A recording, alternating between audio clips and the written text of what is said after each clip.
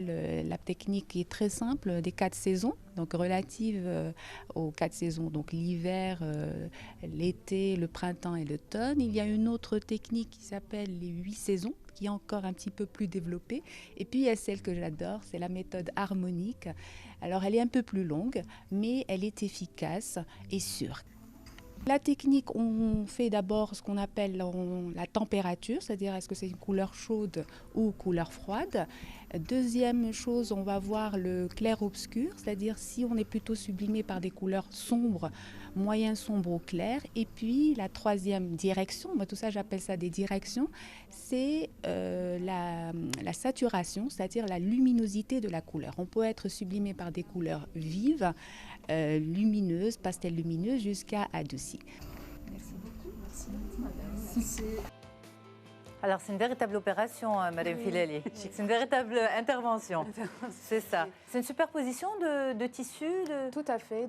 D'abord, vous déterminez si la personne est de temps froid ou... Voilà, on voit d'abord la température, c'est la première direction. Alors, ce sont des directions. On peut porter toutes les couleurs, sauf que, bon, il y a certaines couleurs qui illuminent notre visage. Il faut savoir que notre visage est la principale sphère de communication. Donc, les couleurs que nous portons au près du visage, ils peuvent les illuminer. Donc, ils atteignent, on voit moins les traits de fatigue, les zones d'ombre.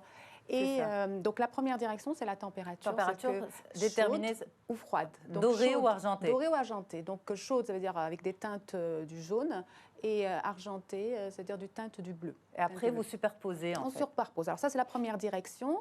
Et puis, alors vous avez vu un peu dans le reportage que je le fais d'abord, j'observe énormément. J'observe le teint, la couleur des yeux, la couleur des cheveux.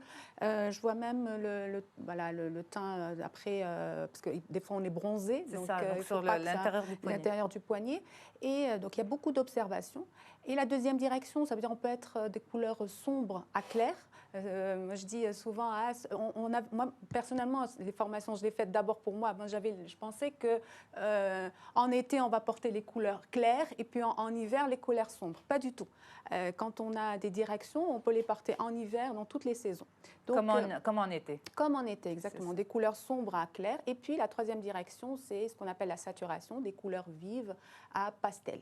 C'est ça. Qu'est-ce qui nous va le mieux? Qu'est-ce qui nous va le mieux? C'est des directions que la cliente ou le client suivent et partir de là. Et c'est important en milieu d'entreprise? Parce que vous intervenez en milieu d'entreprise principalement. C'est important parce que, comme nous communiquons tout le temps, je vais donner un exemple dans le domaine financier, par exemple, et juridique. Alors, la couleur est importante. C'est des couleurs, ce qu'on appelle, c'est des domaines conservateurs. Donc, les couleurs conservateurs, ça va être le noir, le gris, le bleu, le taupe. Donc, utiliser des couleurs sombres, ça montre vraiment des endroits conservateurs, professionnels, même dans le cadre managérial. Donc, ça, c'est important.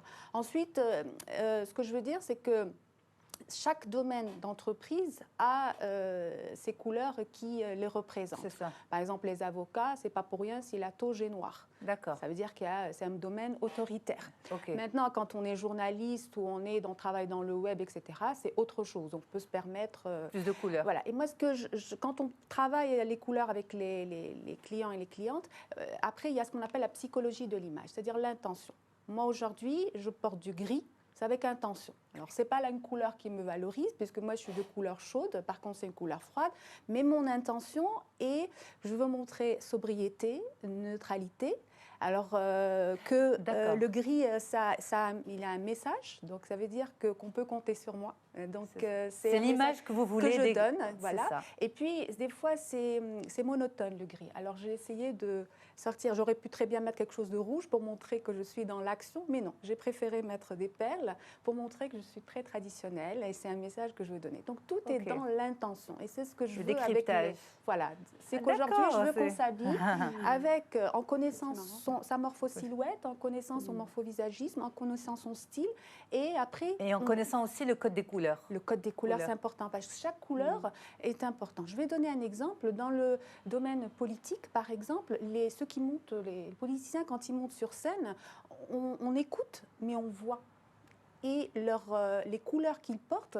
Je citais pas le nom d'un monsieur qui porte toujours une cravate rouge, c'est très significatif. Ça veut dire que je suis un meneur et je ne le suis pas. Ou du vert, par exemple. Ça va être plutôt dans le vert, la nature, etc. Okay. Et je dis aussi, je vais donner un exemple, quand je travaille par exemple avec un professeur qui a tendance à mettre, par exemple, qui a avec des enfants. Donc il faut qu'il utilise des couleurs qui vont attirer les enfants. Encore une fois, je vais rappeler les gens d'un